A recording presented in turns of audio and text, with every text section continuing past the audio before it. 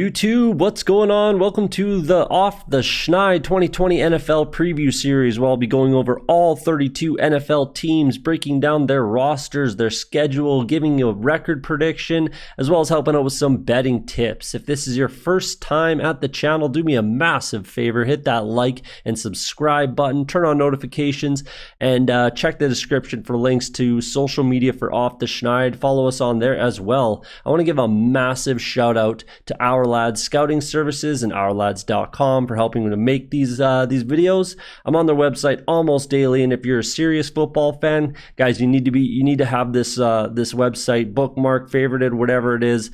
Helps me at draft time, fantasy football purposes, when creating bet slips, as well as DFS lineups. It's your one-stop shop for NFL scouting services.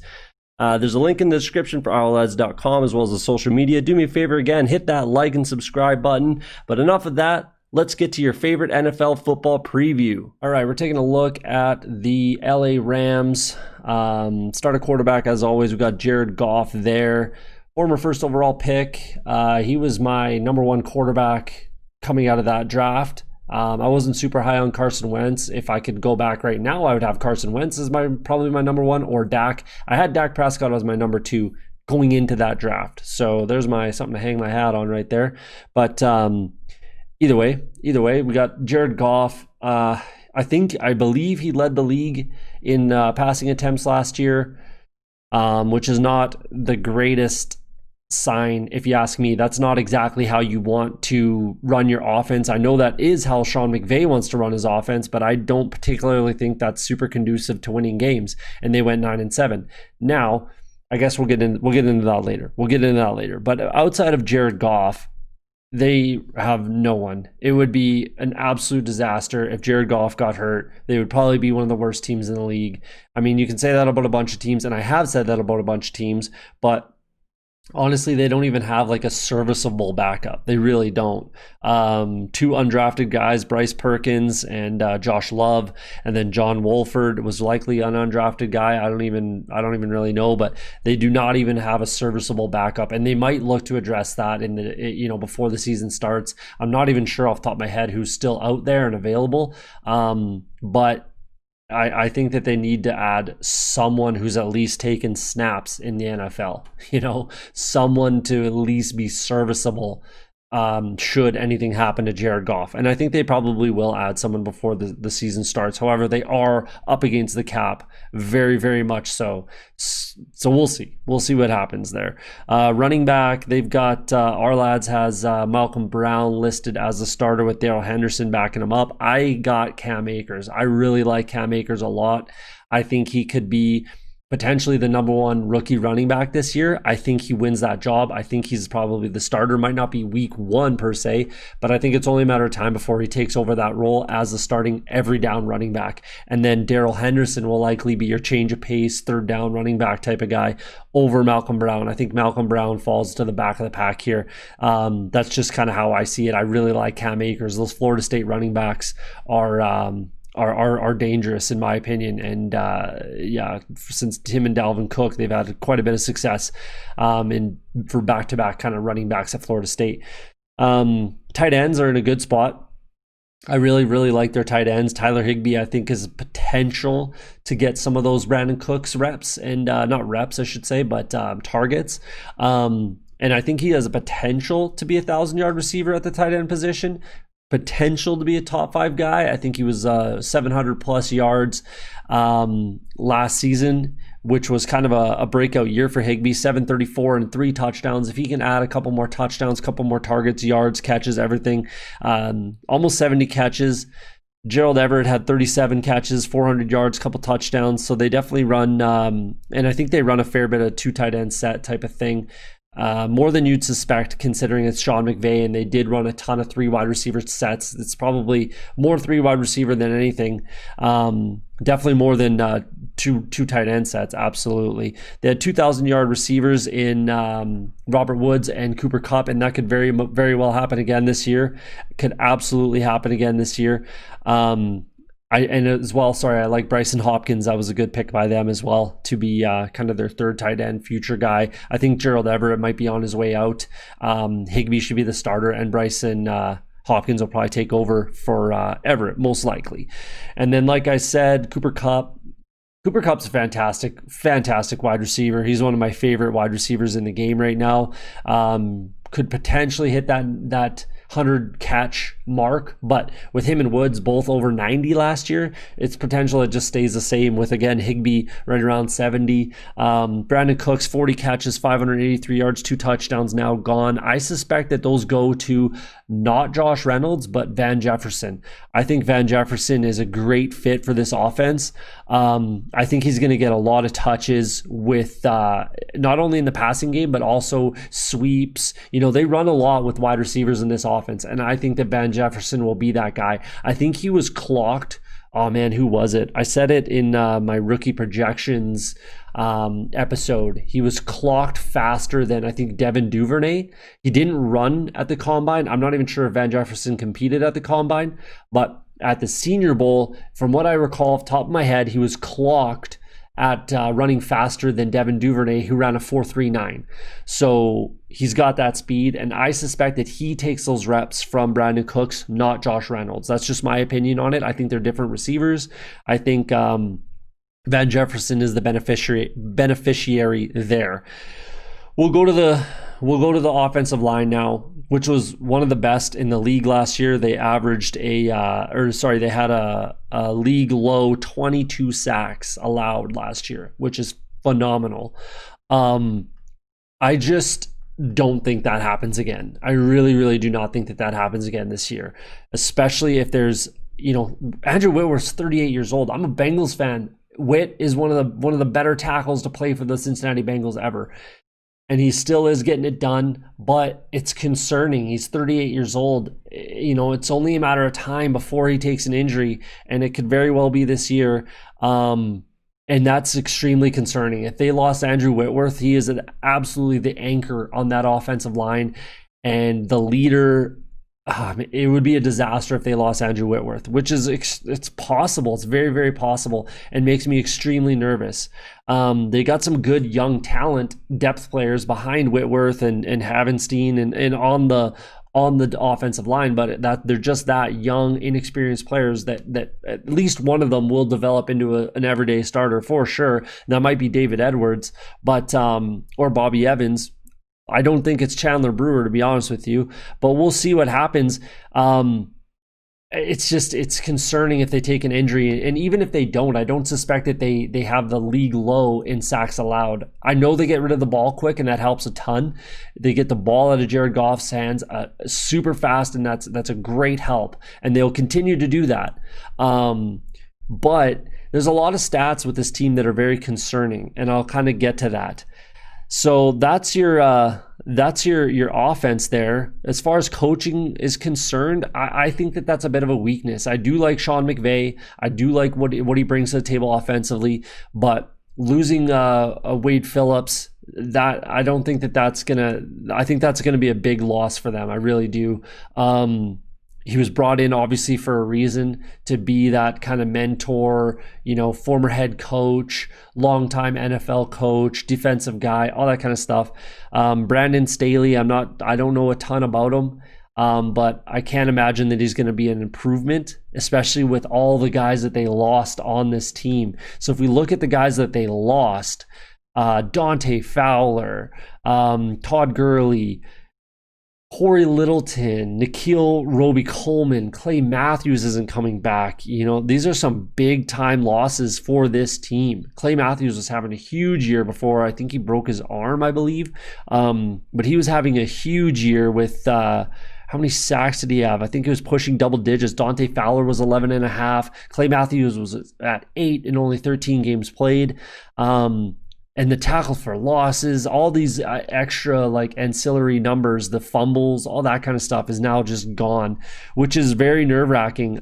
They did go out and sign A'Shawn Robinson, which is a huge get for them. That's a fantastic get. So him and Aaron Donald up the middle, that's going to be dangerous, as well as Ebukam Terrell Lewis will help, but there's not a ton of depth there either. And losing Corey Littleton is huge. Micah Kaiser is just not going to be the guy to step in there and fill that role. And Leonard Floyd, I don't think they have him as inside linebacker. He's got to be a pass rushing guy, and he's just kind of been a bust. He's never really lived up to his potential and his draft position and everything like that. And maybe a change of scenery will help him become that. It's possible, but I just don't see it. So if you're looking at, or we'll just finish up the roster, I guess. Their safeties are good. I really, really like their safeties, especially adding Terrell Burgess. I think he's a fantastic player who might start eventually. It's hard to say where he kind of fits because I'm not sure I know John Johnson's not going anywhere. And Taylor Rapp, I think, is very good and probably is the answer there long term as well. So Burgess is just a good guy to have. Jordan Fuller, he's okay. There's nothing wrong with that either. Jalen Ramsey, fantastic, absolutely fantastic. They paid up the nose for him, potentially worth it. I mean, he's one of the better corners in the game. Troy Hill, he's not quite there, but he's absolutely fine as well. I think those two can be a very good tandem for them long term. But then here's where the stats get interesting. So offensively, like I said, 22 sacks allowed. That is extremely minimal. I don't expect that to continue. 20-plus yard plays, they were second in the league with 73, which is very good, which makes sense with guys like Cooper Kupp, Robert Woods, Van Jefferson. They get the ball out of Goff's hands quickly on a lot of slants, and they just get yak yards, that type of thing. That very well could continue, but it's concerning. Like I said, they only with these numbers, they only had 22 touchdown passes. That's not conducive for winning a lot of games. They only won 9. They won 9-7, and if there were 7 playoff spots, they would have been in there last year. There is this year, so we'll see. But I expect them to pull back. I really do. And then if you're looking defensively, they were top 5 with 50 sacks on defense and then only allowed 23 touchdowns on the defensive side, which all these numbers are very, very good. And if you're looking at these numbers, they should have won more games. They absolutely should have won more games. So it just doesn't make a ton of sense with how they struggled. 12 rushing touchdowns with Todd Gurley. Sure, he was a little light on his yards per carry as well as Malcolm Brown. They're both under 4. Same with Darrell Henderson, but 12 touchdowns, 17 total, with their running backs, 17 rushing touchdowns. That's extremely helpful for this offense. All of these numbers really say that they should have won more games last year with what was a better team, in my opinion. So this roster is a shell of their Super Bowl appearing team, and they only got worse. They've been getting worse and worse since their Super Bowl appearance. And I just don't think that they're going to be the team that they were a couple years ago. They do have some good pieces in place, but they've traded away tons of draft capital. And it's just they're not far away. They're not far away from getting back to where they were. But in this division, I think they fall to the back of the pack. I really do. So I guess with that, let's take a look at their record prediction and walk through their schedule for 2020. All right, so there you go. Low, high, my. I don't expect the Rams to be a very good team this year. I really don't. I fully suspect I think all of the teams in the NFC West took a fairly large leap forward. I mean, the Niners are the same, more or less. The Seahawks are the same, more or less. And the Cards took a huge leap, in my opinion, as far as their roster makeup and their potential for this year. So I think that for the odds, I think the Rams and the Cards should be flipped. I think the Cards have a much, much, much better opportunity to win this division than the Rams do. And I think the Rams fall to the bottom of this division. That's just how I see it. They might get back next year, but this year, I think they're going to struggle. I really do. So we'll take a look at week 1 at home against Dallas. I expect that the Cowboys can come in and absolutely get the job done. There's just too many weapons on offense for this defense to handle. They can't get after the quarterback like they could last year, and I think it's just there's going to be too much time with their offensive line. The Cowboys, I think they get that win. On the road against Philly, they're going to have a tough time winning that game. Absolutely. Their defense is just as good, probably maybe better in my opinion, and their offense is at the very least, again, just as good. So at home, I suspect Philly to get that win. Extreme west to extreme east against the Buffalo Bills, especially if they're traveling on game day, the Bills get that win. Absolutely. At home against the New York Giants, that's a game that you kind of have to win if you're the Rams. Both teams kind of have to win that game. They really do. So, and that's going to be tough. I mean, the Giants improved a fair bit. There might be, new coaches there, obviously, so that might play a role in this game. And at home in LA, new stadium, get their first win in their new stadium type of thing, because I don't think they're beating Dallas in week 1. If fans are in the stands, we'll see. But I think that's a tough game. So that's kind of a toss-up game. Same thing with Washington. Again, extreme west to extreme east against the Washington Redskins, who have one of the best defensive lines and defenses in total in the league, in my opinion.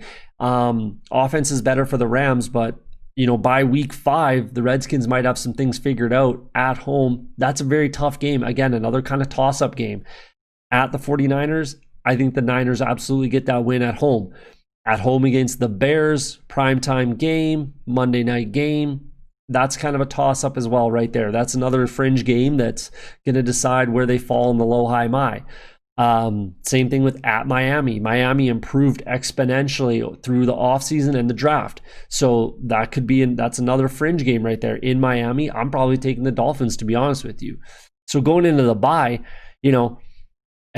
they're going to be in a rough spot. Like, they're going to probably be sitting there with 3 wins kind of is my maximum for them right there. So 3 and 5, you see where I'm getting my projections from. And that's, best case scenario, they're sitting there at 4 and 4. For me, that's a best case scenario for the Rams. Good spot to have their bye, I suppose. It doesn't really matter for this team, in my opinion, because I don't expect them to be making the playoffs, contending for the division, all these kinds of things. I don't expect them to be there. I really don't. And then they come back from the bye against Seattle at home. I fully expect the Seahawks to go in there and beat the Rams. At Tampa Bay, another extreme west, extreme east, tough game. And the Bucs, they've improved. Obviously, we know the Bucs. I think the Bucs get that win. At home against the Niners, Niners are a better team. It's going to be tough to win that game. At Arizona, they've improved exponentially. I think that the Cards absolutely get that win at home. They might be able to split with the Cards, maybe. I could very well see the Rams going 0-6 in this division. I could. I could definitely see that happening. At home against New England on a short week, I think that the Rams could get that win. They should get that win. That's another fringe game. They should be able to beat the Patriots at home on a short week. At home against the Jets, tough game. Similar teams in a similar spot. That's a tough game, one that they should be able to win, but we'll see. That's another toss-up game. At Seattle, they're not going into Seattle and getting that win, especially if fans are in the stands, which I hope there are at least by December. The Seahawks should be able to get that win. And then in LA to finish off the season against the Cards, who are division winner contenders, in my opinion, I think that the Cards can absolutely get that win, especially if they're in a position to win the division, playoff seeding, that type of thing. I think that that's going to be a tough game for the Rams to win. So you can kind of see where I'm getting my projections from, and I'm standing by this. I don't expect the Rams, considering with all the numbers I spouted off in the roster preview there, they should have been a better team last year. They absolutely should have been a better team last year, and they're a worse team all around this year. So how can they improve on their record? I just don't see it. I see them pulling back. I really, really do. So we'll see what happens. Let me know what you think in the comments, but there's your breakdown for the 2020 LA Rams.